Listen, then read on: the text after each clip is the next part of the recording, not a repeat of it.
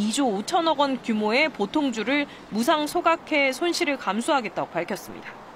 홈플러스 M&A에는 최소 2달 이상이 걸릴 것으로 보이는데 매각 대금이 3조 원을 넘는 만큼 적절한 인수자가 나타날지가 관건입니다.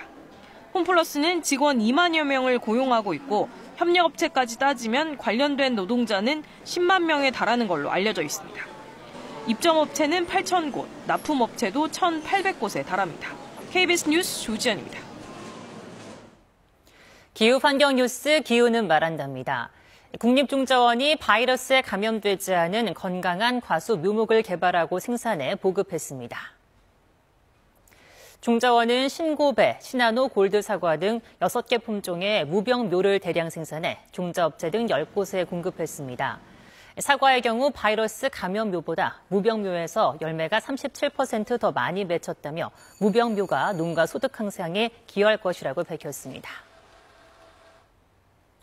강원도 태백시가 시 면적의 88%를 차지하는 산림 자원을 활용해 산악 관광이 가능한 숲길 조성에 나섰습니다. 태백시는 2011년 산속길을 시작으로 8개 노선 95km의 숲길을 조성했으며 탄탄대로 황토길 등을 추가로 조성해 체류형 관광지로 발전시켜 나간다는 계획입니다. 아울러 산악지형을 활용한 스포츠 대회와 숲길 걷기 행사 등을 유치하고 산림목재 종합가공센터도 설립할 예정입니다. 네, 제주에서는 벌써 장마가 시작되면서 각 지자체들도 비 피해를 막기 위한 채비를 서두르고 있습니다. 서울 시내 곳곳에서도 집중호우에 따른 침수에 대비해 시설물 가동과 점검에 들어갔습니다. 김성수 기자가 보도합니다. 장마철이 되면 자주 범람하는 서울 도림천. 폭이 좁고 유속이 빨라 적은 양에 비해도 순식간에 수위가 올라갑니다. 5년 전 80대 행인이 불어난 물에 휩쓸려 숨지기도 했습니다. 도림천 상류 신림 공영차고지 지하에 최근 들어선 빗물 저류조.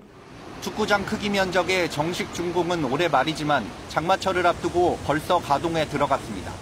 집중호우 시 상류부터 미리 빗물을 빼내 주거와 상업시설이 몰려있는 중하류 지역 침수 피해를 예방하는 구조입니다. 최대 3만 5천 톤의 빗물을 이곳으로 빼내면 도림천 수위는 10cm 정도 낮아집니다.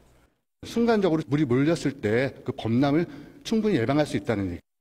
이런 빗물 저류조가 현재 서울에 30여 개, 2030년까지 모두 11만 톤의 빗물을 수용하는 저류조가 3곳 더 건설될 예정입니다. 침수가 반복됐던 강남역과 광화문 일대엔 시간당 100mm 수준의 폭우까지 감당할 수 있는 대심도 배수 터널을 올해 착공할 계획입니다. 침수를 그만큼 줄일 수가 있고 모여진 물을 다양하게 사용할 수 있어서 도로路面에서 물이 잘 들어갈 수 있도록 하수 관계를 잘 정비를 해야 됩니다. 침수 피해가 집중되는 저지대 주거지 인근에는 소규모 빗물 저장 장치를 추가 조성해야 한다는 의견도 나옵니다. KBS 뉴스 김성수입니다. 이 시각 주요 뉴스입니다.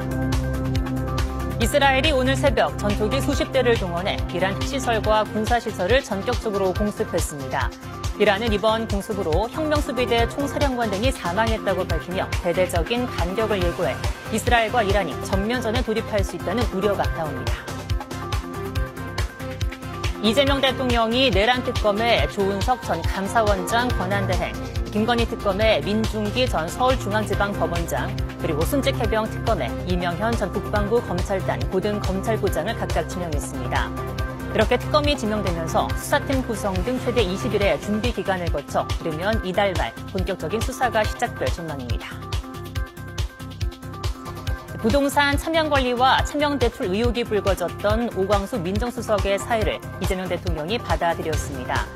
새 정부 고위직 가운데 첫 번째 낙마인데 대통령실은 공직기강 확립과 인사검증을 담당하는 민정수석의 중요성을 감안해 사의를 수용했다고 밝혔습니다. 충북과 세종, 전북 부안 지역의 집단 급식소에서 급식으로 나온 빵을 먹은 사람들이 잇따라 식중독에 걸렸습니다. 이 빵은 식품 제조업체인 마더구스가 제조하고 풀무원 계열의 푸드머스가 판매한 롤케이크와 초코 바나나 빵으로 식약처는 판매를 중단하고 회수 조치했습니다. 지금까지 주요 뉴스였습니다.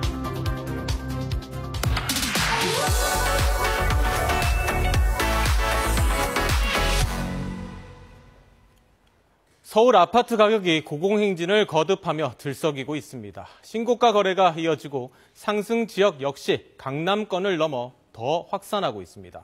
정부도 시장 상황이 엄중하다는 판단입니다. 경제산업부 최인영 기자 나와 있습니다. 최 기자, 먼저 질문하지 않을 수 없습니다. 왜 오르는 겁니까? 네, 일단 여러 가지 요인이 작용을 하고 있는데 새 정부가 들어선 기대감도 반영이 되고 있고 이제 대출 규제가 또 시행되기 때문입니다. 더 자세히 나중에 이야기 드리겠고요. 이 가격이 40주 만에 이 상승폭을 기록을 했습니다. 지난주 서울 아파트 값은 0.26% 올랐는데요. 지난해 8월 넷째 주 이후에 가장 높은 상승폭을 보인 겁니다. 그러면 서울 강남과 같은 특정 지역만 오르는 건지 아니면 서울 전역이 다 오르는 건지 그것도 궁금한데요. 네, 전반적으로 상승하는 흐름입니다. 강남권뿐 아니라 다른 지역으로도 이제 아파트 값이 상승하고 있는 모습인데요. 토지거래 허가제 확대 후에 상승폭이 일시적으로 떨어졌던 강남 3구와 용산구가 큰 폭으로 올랐고 성동과 동작, 마포구 등 한강벨트는 물론 서울 전 지역으로 상승세가 확산하는 모양새입니다. 취재진이 마포구의 한 아파트 단지를 찾아가 봤는데요. 해당 아파트는 강남 3구와 용산구 전체로 토지거래 허가구역이 확대된 이후에 석 달도 안 돼서 60건 넘게 거래됐습니다. 59제곱미터가 19억 5천만 원 신고가를 찍는 등 가격은 2달 사이에 2억 원가량이 올랐습니다. 공인중개사 사무소에도 매수 문의가 끊이지 않는다고 합니다. 강남 쪽이 너무 많이 올라오니까 작은 금액이 안 되는 분들은 거기 갈 수가 없으니까 이쪽으로 오는 거예요. 결혼한 지 얼마 안 된 신혼부부들이 이제 매수세 가세를 하는 것 같아요. 이제 자세히 알아보죠. 오르는 이유 정확하게 어떤 거라고 봐야 될까요? 네, 앞서 말씀드린 대로 우선 새 정부가 들어서면서 기대감이 반영됐습니다. 규제보다는 공급 위주의 부동산 정책을 펼치겠다는 새 정부 공약이 시장에 영향을 미치고 있는 걸로 해석됩니다. 또 오는 7월 3단계